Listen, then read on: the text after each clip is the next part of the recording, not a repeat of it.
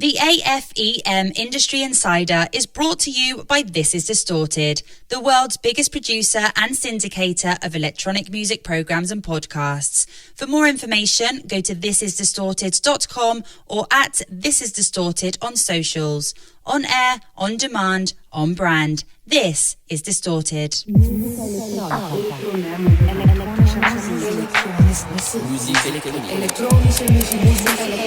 This is the Industry Insider from the Association of Electronic Music.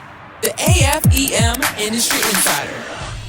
Hey, how's it going? How you doing? Welcome to the Industry Insider, the first in a brand new series of regular podcasts from the AFEM.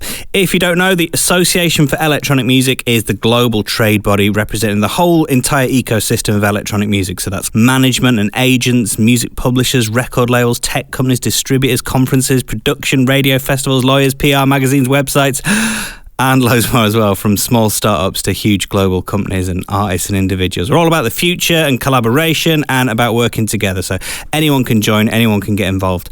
The aim of the whole thing is to sort of help the common interests of the members and give our industry, I suppose, like one unified voice. So that might mean we need to lobby governments or organisations. It might mean we need to help raise money for good causes, work on environmental or diversity issues, mental health, networking, education, connecting people, or just helping out. But it's all about strength in numbers, looking to the future, and I suppose just being part of something that's bigger than just ourselves or our businesses. I should quickly say my name's Andy Durant. I'm a radio presenter, DJ, company director based in Leeds in the north of England. I'm also a former music producer and remixer, and I'm currently serving on the executive board of the AFEM as well, with some amazing people from our world.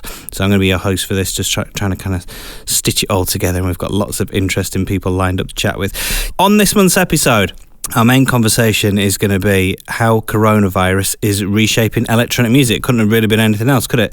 So we've got input from some brilliant people from Defected, Graphite, BBC Radio 1, Beatport and Little Empire, and we'll also be hearing from Nico Perez about Mixcloud and their new live DJ set streaming service thing they've got going on. So lots to get through, but first up I'm going to hand over to Greg Marshall, General Manager of AFEM, just to give us a couple of minutes update on what AFEM has been working on the last few weeks and months in what has undoubtedly been the most turbulent time in electronic music for many, many years. I'm guessing with the corona pandemic and our industry being massively affected by this, it's been a busy time for you, Greg. Yeah, it's been an incredibly busy time. So for the association, we've been working hard on a wide range of actions to help connect and support our membership of companies. We've been running regular open member calls for insights and information sharing across sectors and territories, trying to find ways of working together as an industry to help the sustainability of the chain of operators, particularly in the live sector. We've been hit the hardest by the COVID crisis. In the government lobbying piece, we've been involved in the Let the Music Play campaign, this one's particularly UK focused, to lobby the government for financial support for venues and festivals and the full chain of businesses in the live sector. We've been doing some fundraising. In March, we created the AFEM Members COVID Hardship Fund, in collaboration with Beatport, and the unique fundraising opportunity that they offered to us via their first 2 Reconnect live stream events. Amazingly, Beatport managed to raise over $100,000 for the AFEM fund in 2 separate 33-hour live streams in March and April. And it's just an amazing lineup of top-tier DJs and artists who donated sets for the event. And we're hugely grateful. As of this week, all the funds raised for the AFEM Members Hardship Fund have now been paid out to help low-earning individuals who've lost their jobs or are at risk of losing their jobs from member companies in electronic music. And there's some other projects we're working on, like with Masks for Music, which could raise further funds for Hardship Fund second round. What else we've been doing? Looking very closely at how live streaming has become the main performance and audience engagement outlet. It presents an opportunity for the industry to address licensing, monetization, and issues of inaccurate royalty payments for creators and the owners of the music played. I mean, the processes behind some of the biggest UGC platforms for video live streaming just don't result in revenues for the creators of the music that's actually played.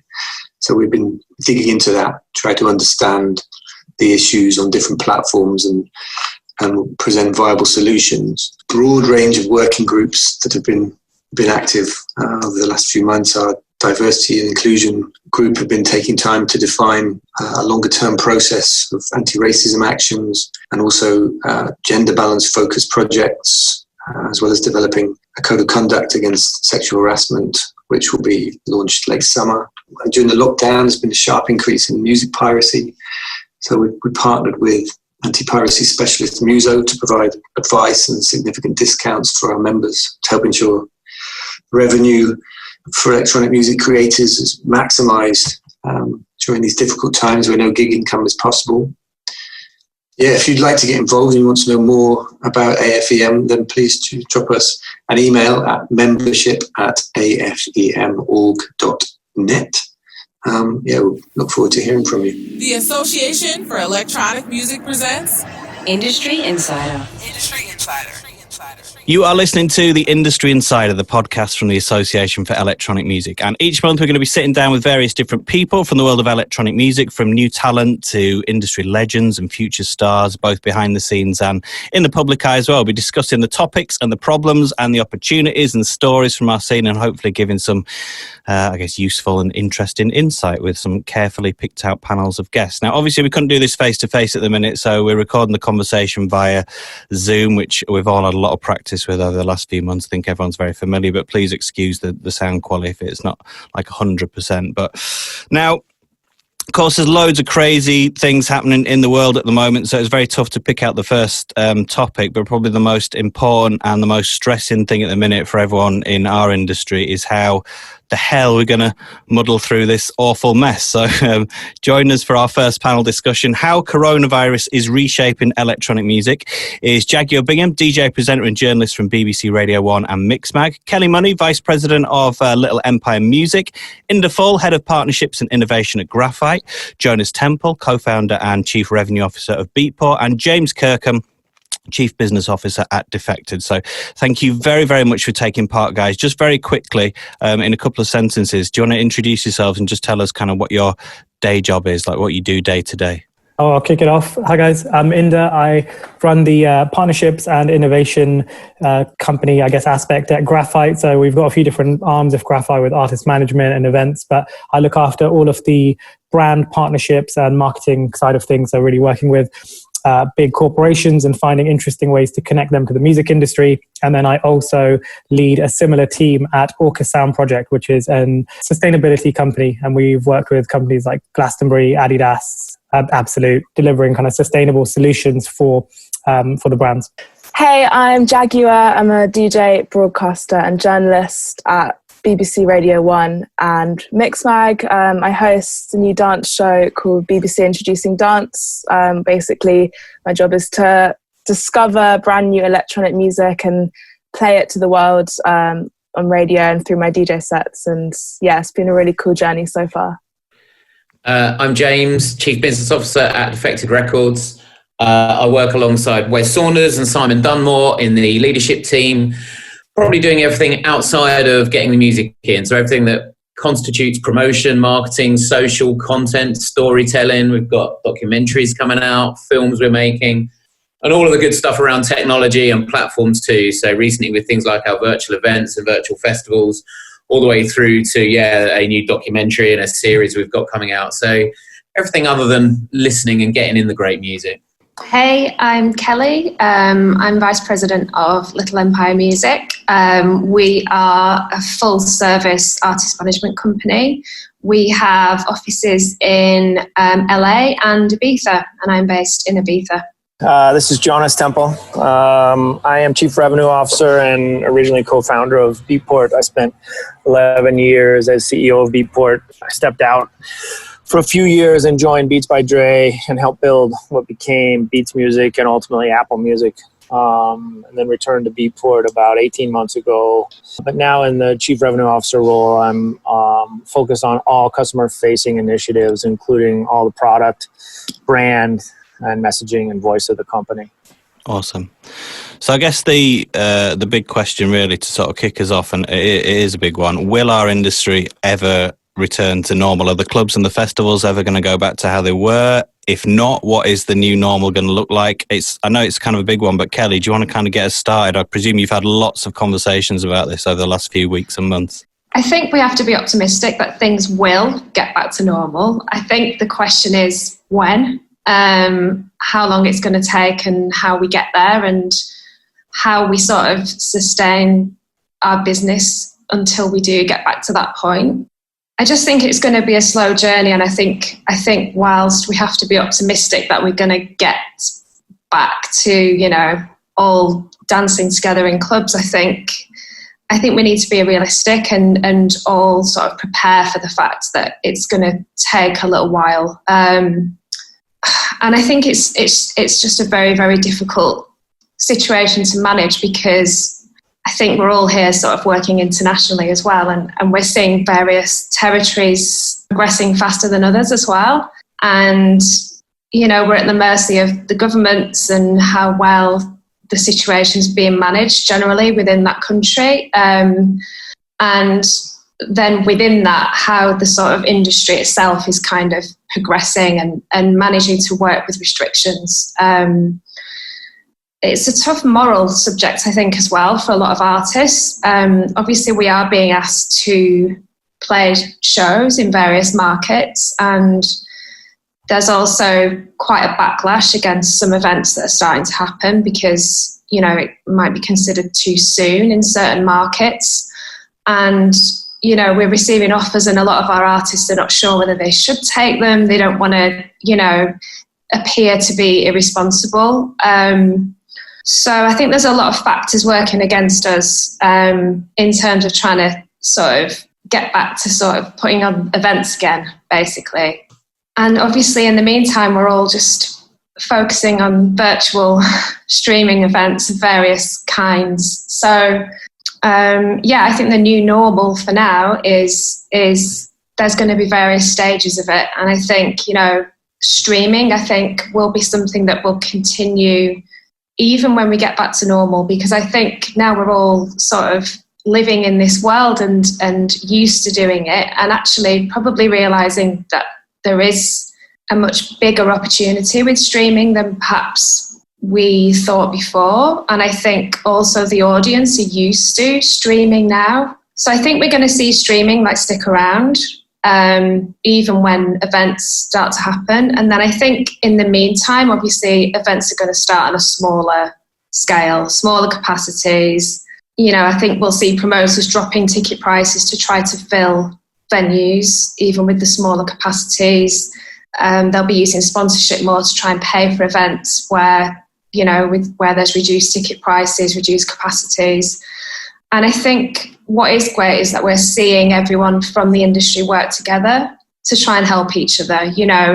Artists and promoters and events organisers do seem to be, there's a real empathy for everyone. We're all in this together, and I think we're all moving forward together and trying to find solutions. So I think that's been a real overriding theme throughout all of this. So I think we will get back to normal. I think it's going to be slow. I think it's going to be a gradual, phase by phase, new normal as we move forward. It was nice to hear a bit of positive. Anyway, I mean, you kind of made me smile a little bit. I mean, it's the same for a lot of industries, but everyone's careers and businesses in our world have been affected hugely by it. Probably more so than most. In fact, I don't think it can be really overstated how bad this has been for a lot of people.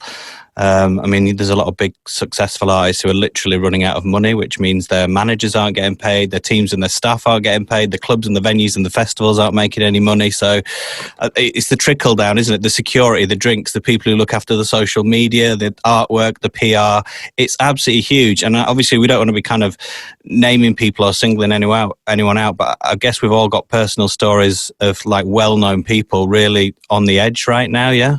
Yeah, I think it's probably this universal across the whole industry in many ways. I mean, obviously we work with high-profile artists as well as emerging artists and club owners. One thing which I think is when we talk about normal and what's going to happen when we go back to kind of clubbing and the world, I guess we're talking about the events industry specifically. There is definitely this challenge that a lot of promoters and club owners, for example, that are more at the lower level in a sense, the community projects that are probably not going to be around. I know of a lot of stories of people that maybe are maybe borrow too much money, for example, with the hope and ambition that some of the events they have coming up are going to allow them to grow their business and scale, I guess a small club proposition. And essentially these last few months have pretty much wiped them out. And I do think across the globe, there are a lot of them. When we do go back to clubbing, there'll be a lot of brands that you maybe used to know that probably don't exist anymore, and many that have also come out as a result of this because they've built new communities online. And when we talk about normal, I do think that we're going to see a new group of events also coming out of it at the same time. Trying to focus on the positives a little bit, James. What opportunities have you guys seen arise from this sort of crisis, and have you been kind of capitalising on them? Because I know the virtual festivals were a huge success and a big part of what you guys were doing at Defected. Do you want to tell us a little bit about that? Yeah, I mean, as with any of this, it definitely wasn't planned. The virtual festival that we did, which feels like an awfully long time ago now, several months back at the start of this craziness, was born from a WhatsApp conversation with a few of us on a Sunday night. And by the Monday, we'd stuck a post out saying we were going to hold this event. This was pre-lockdown when you could still physically get together, but, social distancing was in place. And people were super kind and excited, and artists and DJs all leaned in, as did the Ministry of Sound, who, of course, had been dealing with their own sort of situation, who offered up a venue. So the first kind of event was born unbelievably swiftly.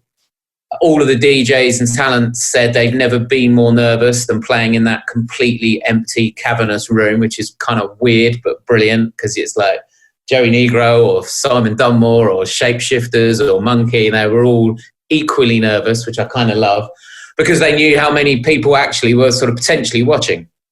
It clearly captivated a moment. We only went to do one, but everyone piled in on socials and said, you have to be here now for lockdown. You have to do this every week. And, the foolish bunch that we are, we said, well, we kind of have to do that now. And so we did kind of 9 in total. We couldn't do it in a venue anymore. We did it with kind of DJs in bedrooms, and it was terrific. It got I think nearly 19 million views in that time. It ended up being broadcast across a whole bunch of different platforms. Average watch time was 33 minutes. So the point is, it capitalized, or rather captivated, an imagination. It did capitalize on a moment of people quite literally needing the release.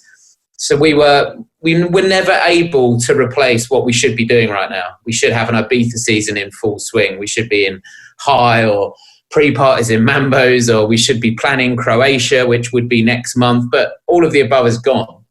And we just wanted to bring people together and give people a chance of a release, a chance, and it ended up being a cathartic thing. A lot of the kind of the consumer-driven, the sort of the fan-driven stuff was all about that. It was people saying kind of thank you. It punctuated their weeks, where weeks would meander one day into the next, and it meant that Friday was here. So there's a lot of interesting stuff that came out of it. And also from a positive perspective, there's a whole probably 40-something brigade who simply wouldn't go to a wicked club in East London anymore, or they're in Brazil, or, some far-flung corner of the globe, but they're a massive househead. So we suddenly kind of realised you could connect perhaps easier than we sort of were more regularly doing, actually, at an event like that. And again, a lot of that was people going, this is great, you can bring us together, we want to do more of this. We finished kind of on a high, and we had the likes of Carl Cox on our final virtual festival. We took a few weeks off. We've since done another variation where we're experimenting. We're using Twitch as a core platform. We've kind of re-engineered to gaming platform, as most people know, kind of broadly. And we've taken what is called a squad stream, which is like windows where people normally battle one another, and we've changed it and stuck DJs in those windows so you can effectively choose them like choosing a club. Again, though, we're kind of trying, we're playing, we're seeing how far we can take it, and it's a lovely privilege that we can afford, I guess, to do that, still with the same philosophy of bringing people together. And I know for a fact we won't end there. We're going to keep trying. We don't think we're going to be here forever doing this exactly. And I love to think that, if anything, we're just getting the learnings so that in 2021, maybe there are hybrid opportunities. Maybe, I don't know, those, even a kid as far as or rather as near as Scotland can't make it down to the London event, but maybe there's a virtual element or a virtual component or a part of a ticket even that can be gifted to them from friends and that they can watch online. Who knows? That's the bit that I think we're trying to sort of establish and realize it's worth, because it isn't the same. It's not the goosebumps you get on a dance floor. You know, when I go meet potential partners, there's the Honey Dijon quote that I always repeat, which is dance floors unite people in a way that governments and religions can't. And I love that. And full stop, that's kind of the point of these events. We can't quite replace that, but we try to get as near as we can. So there are seeds of positivity in the feelings and the reaction from the people who are a part of it. Amazing.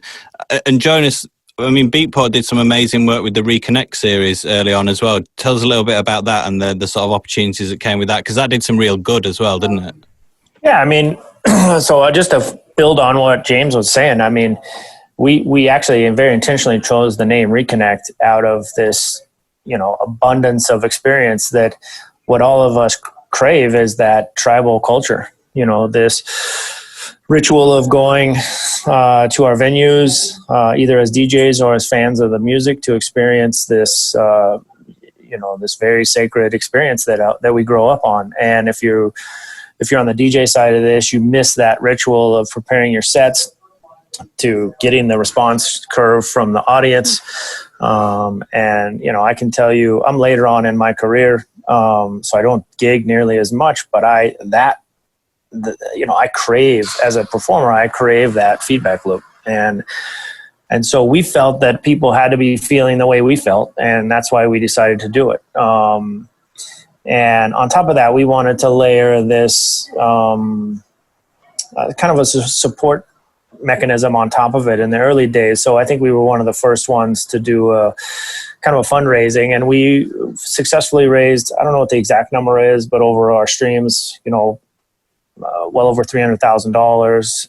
It's nothing that's going to change the world, but it means something, you know, even when it was $2 at a time from these people that were joining in. It's just such a cool experience, and I'm really proud of it. And the brand stepped in, you know, big brands like Pioneer were giving great support to us, and that, you know, as a community, we all depend on each other. As you were saying, you know, if the clubs aren't open, they're not buying new gear from Pioneer. You know, they're not, you know, this is all one big ecosystem, and it's connected. And so we all have to like put our heads down and get through this. The beautiful thing is the creators are still creating great music. The releases are amazing right now. And because they were all prepped for the summer season that didn't happen. So they're all here. You know, we're all kind of feeding off each other, I think.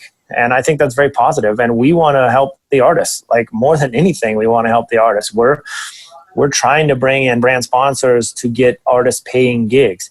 That's the holy grail. If we can get some DJs back to work, we still run into some management teams that are a little delusional about bookings right now, what they're worth. And so that's a little disheartening, but I'm hoping that straightens itself out. And, you know, I don't know. I'm overall super positive. I know it sucks. And I feel bad. I'm a partner in a nightclub, and it's terrible. I mean, the club is closed. But I don't know. I went through 9/11. I went through 2008, economic reset. This is nothing like either of those. We've had a real global reset on this stuff, but I believe that people are going to dance. You know, I just really believe it. I don't think that culture is ever going away. And I love what you said, James. You know, those kind of quotes inspire me. But I love something you've just mentioned, which, you know, perhaps I should have said, is just in music, especially the idea of creativity coming from adversity, full stop, and that kind of positive competition that already exists. You know, I wish I'd done that Dua Lipa Zoom-based choreographed dance piece that Warner's did. I wish I did Travis Scott in Fortnite. That's wicked. That's really good that people like me and all of these guys are going, I want to do that, or I want to do better, or I want to innovate. That's going to breed creativity. I'm interested as well, just for both of, obviously, Beatport and Defected's core business, I guess you call it, of selling and streaming music. Have you guys seen like an increase in people buying and streaming, or because people have had more time at home at the computers, or has the lack of gigs and events meant that DJs have not actually been buying that much? We saw as record months, actually. But we also put it down to the need for positivity, and generally uplifting house music, dance music felt appropriate for the time. Yeah, we've seen positive momentum and record number of downloads and streams off our platform. And we're taking it a step further. By the time this thing, your podcast airs, we'll have already launched this, so it's fine. But next week, we're launching full track playback on the website. And so for all Link subscribers, that means our browser is now a monetization layer for content. And for us, that's a big deal, because we want to provide as many possible revenue streams as we can for artists to be making money. And so, I'm not patting ourselves on the back. This is long overdue anyway. But I think it's coming at the right time. And so it'll allow, it's not a lean back experience. We're not trying to be Spotify. We're not competing in that lane. But if I'm a DJ and I'm prepping for my live stream or any other event that I'm prepping for, I can now build playlists and kind of audition them in the background while I'm doing other things. And that's a big deal, we think, for our customer base. On top of that, our Link subscriptions, which is embedded technology in all the major platforms or all the major software, DJ software apps, we've a record number of subscriptions. We've kind of touched on it a bit, but as proven by Defected's virtual festival, the Beatport Reconnect series, that the recent shift by artists and fans to DJ live streaming has been absolutely massive, like we said.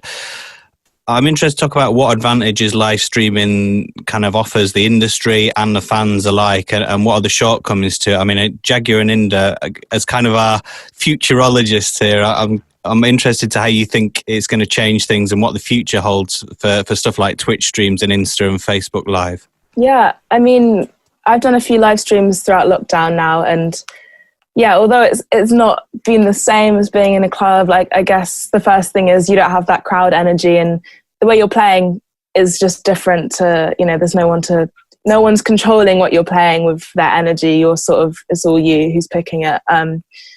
But things I've enjoyed, like I did a stream of History there in Beatport for Pride over the weekend, and just having like a vibrant chat box, that's like the closest thing you can get to a live audience. That's the thing. I mean, when you're in a club and it's very loud and there's thousands of people in front of you, you can't actually talk to any of them, and you don't know what you can see that they're still dancing, but you can't actually get any, feedback in words. And I suppose you can with this. It's like it feeds the ego a little bit, doesn't it? It's quite exciting.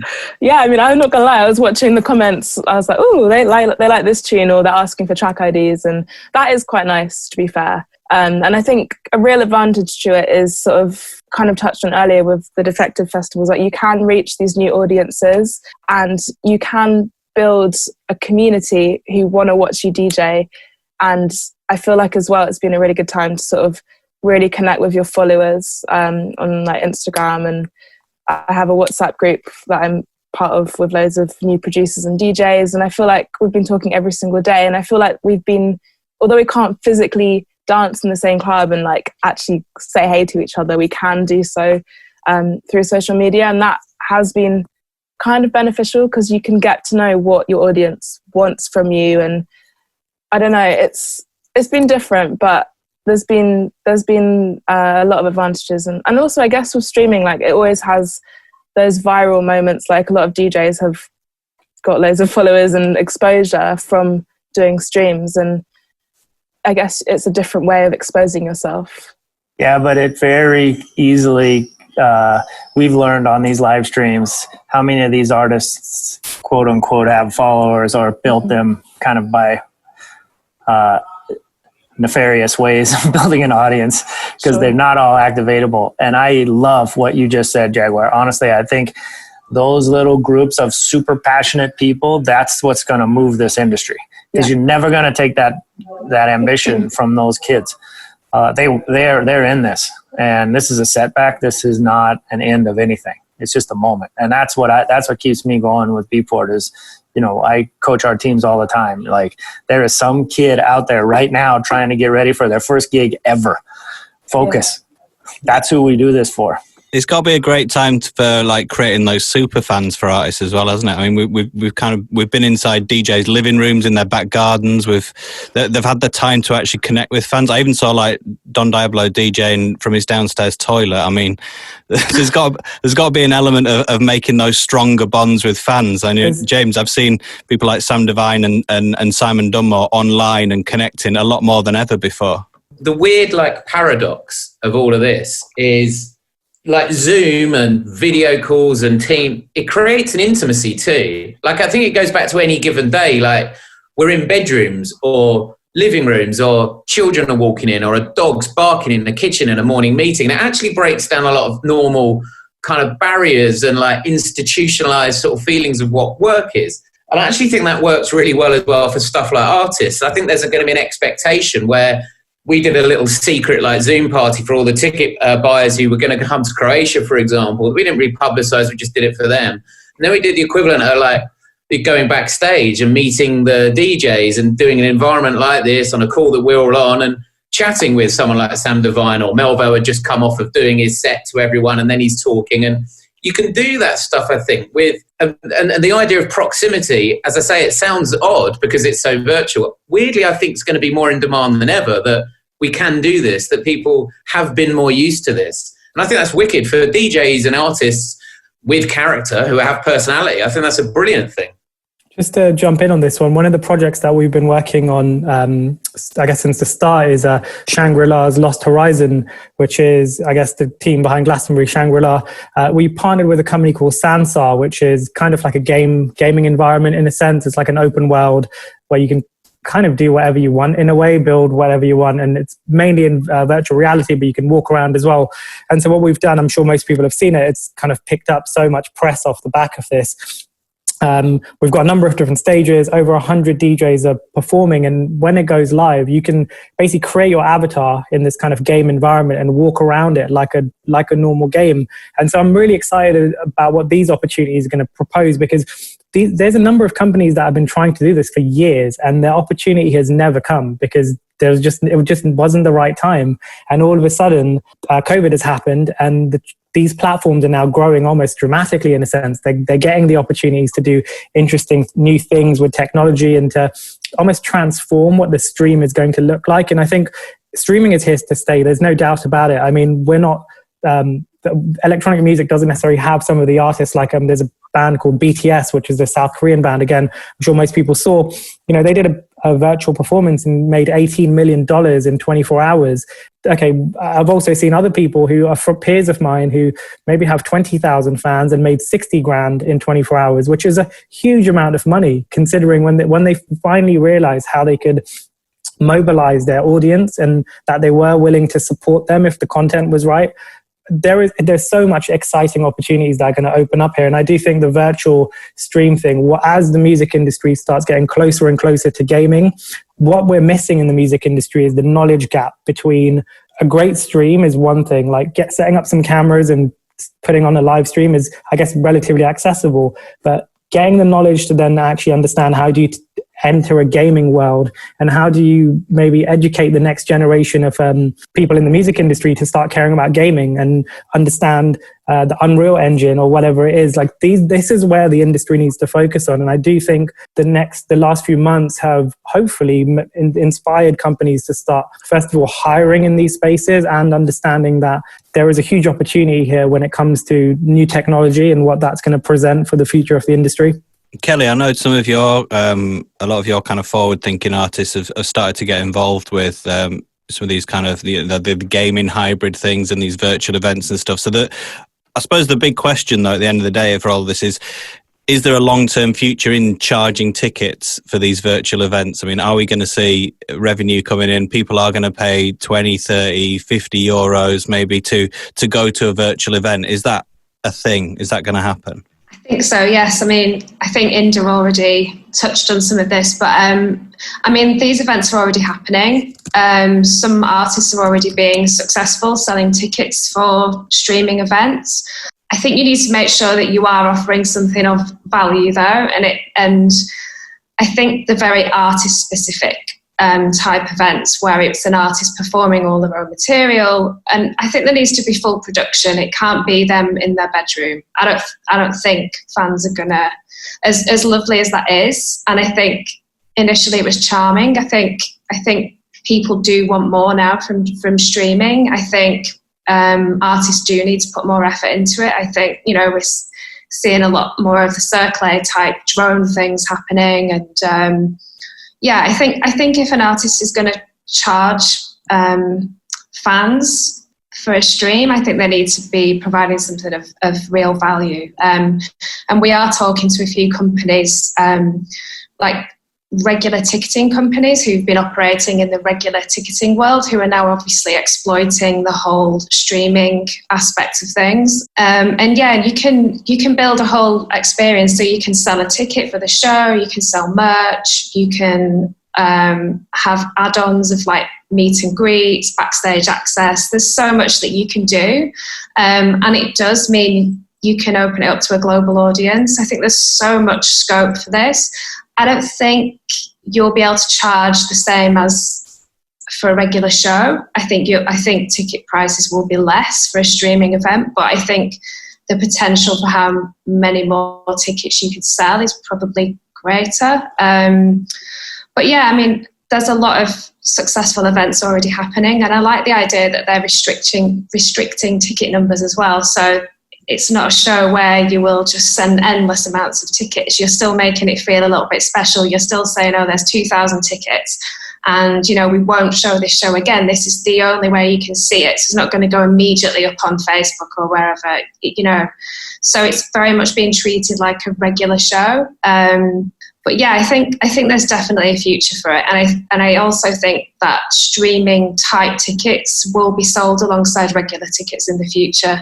I think there'll be the regular be there in person ticket, but I think, if you can't get to the show, you'll also be able to buy a ticket for the virtual version. Yeah. There is one example I saw, just to quickly mention it, I'll run through it really quickly. Junction 2 Festival, they obviously launched their Junction 2 virtual thing, and it looks super cool. They slightly delayed it, and I think it's on the July 11th, but they did a partnership with a gaming company called Gameloft, and Gameloft have a title called Asphalt, which is essentially it's the most downloaded racing game on the Android and App Store. It's a very cool game. And it's such an interesting example of how these two worlds are coming together in a way, and what the future opportunity holds. So in the Asphalt game, there's a Junction 2 track that you can play. And I think within the first few days of it launching, it had over 500,000 impressions, and people were filming themselves playing this game. And Junction 2 music was being streamed in the game whilst people are playing. And the idea was, during the festival, you can also then play the Junction 2 track, and the audio from the festival would be streamed into the game. Now, these are in my opinion, mind-blowing examples, and still just really just touching the surface of what is possible when we start thinking about virtual events and where the new monetization opportunities come in.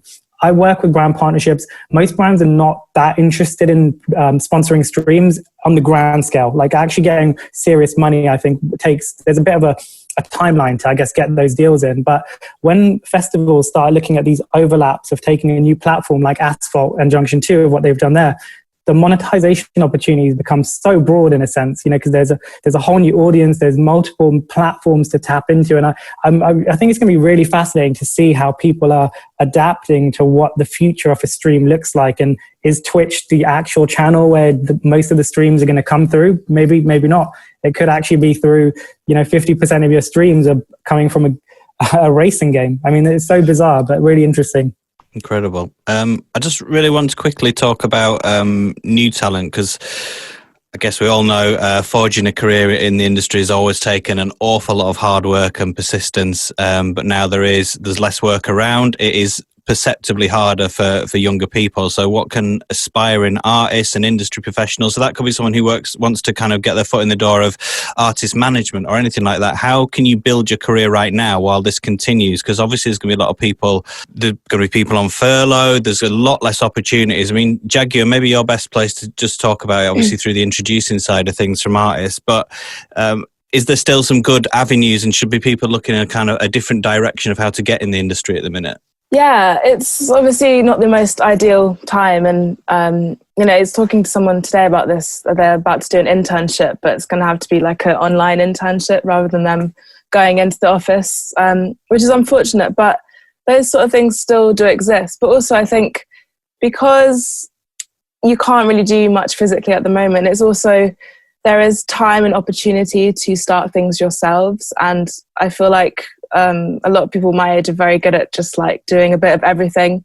Like, if you want to do radio, you can literally just start a radio show on Mixcloud or just do it yourself. Or if you want to get into writing, start your blog, do those YouTube videos if you want to do like broadcast TV stuff. And same for music as well. A lot of people, especially like in my WhatsApp group, which is full of new producers, are just using this time to focus and get to know who they are as an artist, know their craft so well, because who knows when we'll have this time again. So I think one real advantage is, if you see it this way anyway, is like now you can really use this time to become the best you can be at something, or, perfect your experiences in whatever it is you want to do. And I think hopefully when we come out of this, we will have a lot more skills and have really refined our skills. Like I know for me, I've been focusing on this new radio show for this whole time, and it's been great to actually really have time to make every show the best it can be and perfect the presenting, perfect the mixes. And yeah, that's been a real highlight for sure. I'm going to say from Jaguar, it's such good advice, because some of the talent we're currently working with, there's a guy called Dave from a duo, Dave and Sam, who's wicked. It's on Classic, but he's so multi-skilled. Like, he's a creative guy. And even in this time, I think he's furthered it even more. So he's making stuff on Premiere and Photoshop and editing it and cutting it and filming it. And he's a wicked lyricist. He's a poet. He's got spoken words. He sings. Like, I'm not saying everyone has that in the locker, but my gosh, if you can spend that time as a young person learning the art of editing, or getting to you're smart with your film grammar, or whatever those bits are that you are good at, it leaves you in such an advantageous position when, as you say, times are hard. If you've got someone like that who's self-contained promotional brilliance on top of the music, then it's a no-brainer.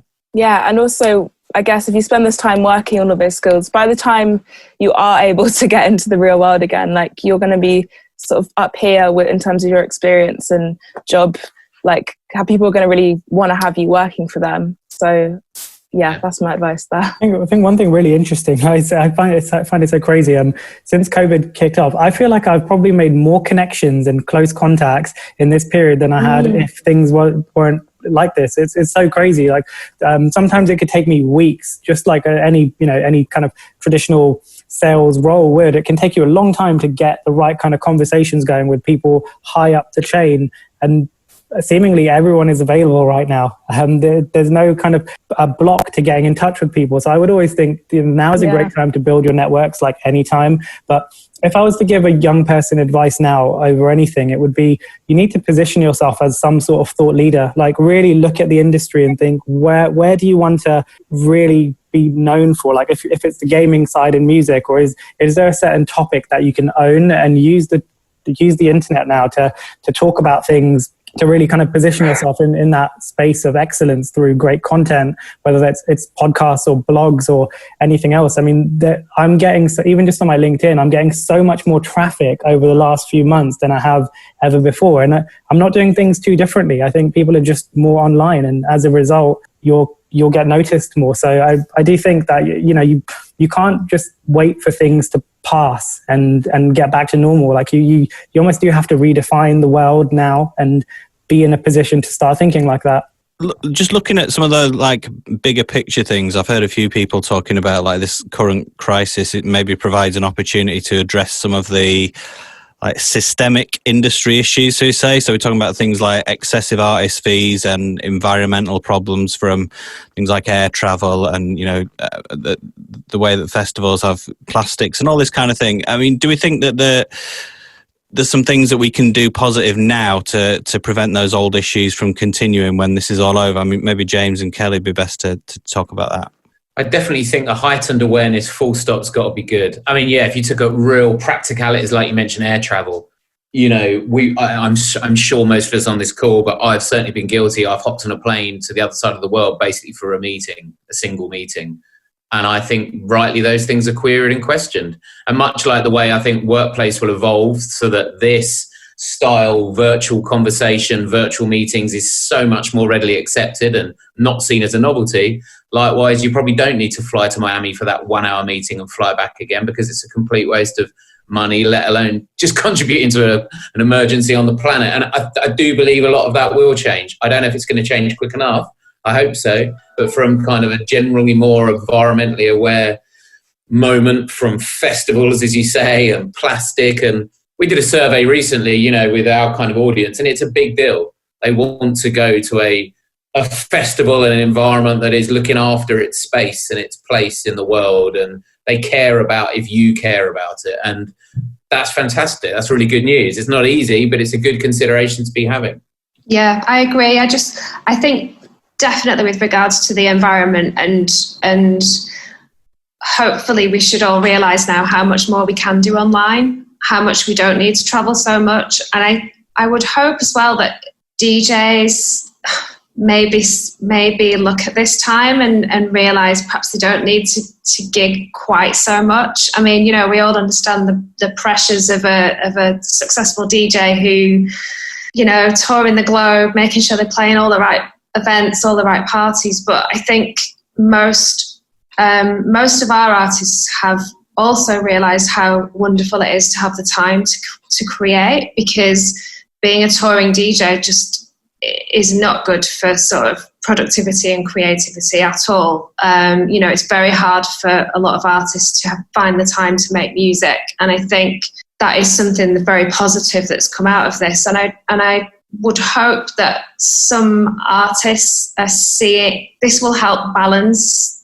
things going forward. I feel like it's a reset in many ways, you know, not just for creativity, but for people's health. All the travel is not good for anyone. I just really hope that, yeah, we basically look at this time, reflect on it, and perhaps just see how we can change things for the better and learn some lessons in terms of the environment, our health, creativity, just having that sort of balance, really. Okay, well, a huge thanks for your time, guys. Before I let you go, I'd just be interested to hear any sort of pearls of wisdom, advice, encouragement. There's going to be a lot of people, we really do need to remember, in quite a desperate place at the minute from all areas of the industries, you know, from like small businesses who are kind of at risk of going under to those who might have lost their job in the big companies as well. So is there some positives we can leave? Is there some, what can individual people do to keep going, especially maybe looking after the mental health and just looking towards the future, I suppose? My advice would be, and something I've learned is, like, because we are genuinely slowing down so much, just try and make the most of this time. And, you know, if you obviously want to be productive, but if you want to take some time off, like, I've got a lot of friends who are trying to make music right now, and it's not very inspiring when you're just at home all day, every day, like every day is the same. And like, if you need a break and just do something else for a few days or a week, that's fine. And I think my boss from Introducing, he sort of described this whole thing as, you're working like at home during a crisis. You're not like a global pandemic. You're not just working at home. Like, you need to remember what is going on. So if you're not feeling it, especially with how so many things going on, like with Black Lives Matter movements, and it's been a deeply stressful time on top of a pandemic for so many people, and it's okay just to step back. And I'd also say, we talked about people being online a lot and being out there to just be, you know, if you have a message of positivity and hope, I would recommend using your platform for good during this time, because it can go a really long way. Well, thanks again, everyone. Thanks to Inder Phull, Jaguar Bingham, Jonas Tempel, Kelly Money and James Kirkham. We'll make sure there's links to everyone's profiles and any of the projects that we've talked about in the descriptions of the podcast. Huge thanks again, guys. Take care, good luck, and we'll catch you soon. Thank you. Thank you.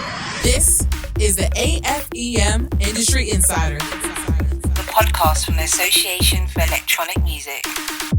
Thanks again to all those brilliant people for giving up a bit of time to talk to us this month. I hope you enjoyed that. If you've got any ideas of topics or areas of conversation that you'd like us to put together a panel for next month, or any episodes in the future, just give us a shout through the socials. AFEM.org is the Twitter, and AFEM.org.net is the Facebook page. Now, before we go, each episode we want to hand over just a few minutes to one of our member companies or people, just to round off the show and give a little plug to their company or their project and tell us a little bit about what they're doing. And in a time when it's all gone mad and social distancing's moved like everything that we do to virtual and online, we thought Nico Perez, CEO and co-founder of Mixcloud, would be the perfect start. So take it away, Nico. Thank you, Andy, and hello AFEM members out there and everybody else listening. So yeah, you asked me to share a little bit about what we've been up to at Mixcloud. And I guess kind of we go back to the start of this year, we announced our rebrand. We rebranded the site, celebrating 10 years of the platform, and it being a home for DJs, audio creators, artists, podcasters of all sorts. And that was the first kind of big, exciting thing that happened at the start of the year. And then towards the end of April, with the coronavirus growing throughout the world, we decided to work on a new live streaming element to the platform.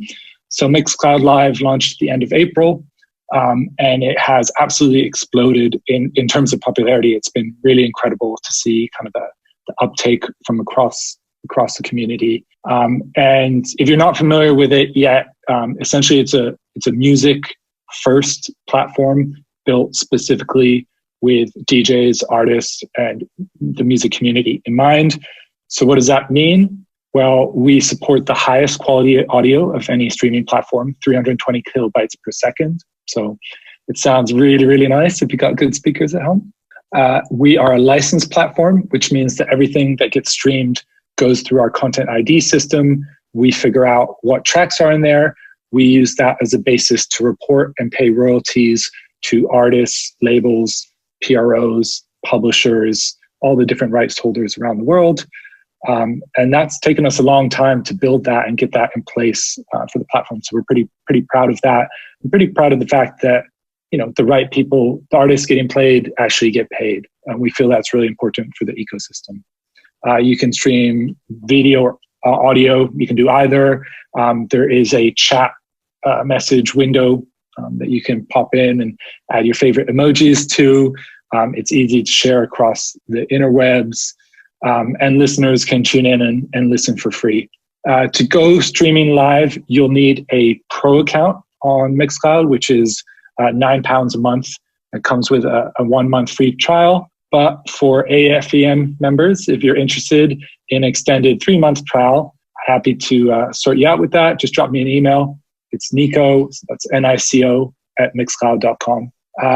What else is there to say? A few people who've kind of been doing pretty well since we launched.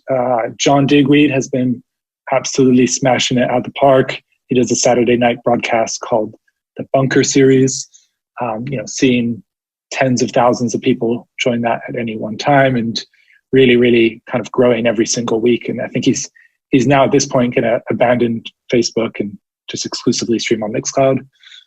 Jazzy Jeff, another great DJ who's kind of moved across recently. Questlove did a live stream not that long ago. Gokwan here in the UK, some people may be familiar with, also a DJ, had I think the fastest chat scrolling through the screen I've ever seen. And the last thing maybe kind of to mention just a little bit, looking towards the future, we're very aware that for a lot of the electronic music community, a huge portion of their income comes through traditional live gigs. And so one thing that I want to put on everybody's radar is our monetization program called Mixcloud Select. It's a channel-based monetization program where you can choose the price that you want for your channel. You can choose what shows you want to make exclusive or not exclusive. Your subscribers can download those to their phone. It's all built around that fan to create a relationship, and we're going to be adding more to that in the future. Final thing to mention on the topic of monetization is we're looking at building out ticketed live streaming events, which will enable creators and DJs to offer ticketed live streams and set their own price, time, location. And that will hopefully, be another small part of bringing a little bit of that lost revenue back to the creative community. So look out for more news on that coming soon. Again, if you have any questions, feel free to drop me an email, nico@mixcloud.com. I'd be excited to talk to you about what we're doing. And yeah, check it out. It's mixcloud.com/live if you want to have a look, and mixcloud.com/pro to see everything that's available with our pro membership package. So yeah, thanks for listening. Thank you very much, Nico Perez, and a massive thanks to you for listening. Really, really hope you enjoyed it. Hope you found it interesting. Let us know what we can do better or what else you'd like to hear. But really, just interested to hear any thoughts, really. You can find me on Twitter, is probably the easiest. Andy Durant, ANDIDURRANT, if you'd like to say hello and pass on any ideas or thoughts or anything. Even if you think it's rubbish, that's fine. Do give us a shout. And if you'd like to find out more about the AFEM, go to associationforelectronicmusic.org. AFEM.org on Twitter or afemorg.net on Facebook. A huge thanks again for listening. Take care, look after each other, be careful, and we'll catch you next time. The AFEM Industry Insider is brought to you by This Is Distorted, the world's biggest producer and syndicator of electronic music programs and podcasts. For more information, go to thisisdistorted.com or at thisisdistorted on socials. On air, on demand, on brand. This is Distorted.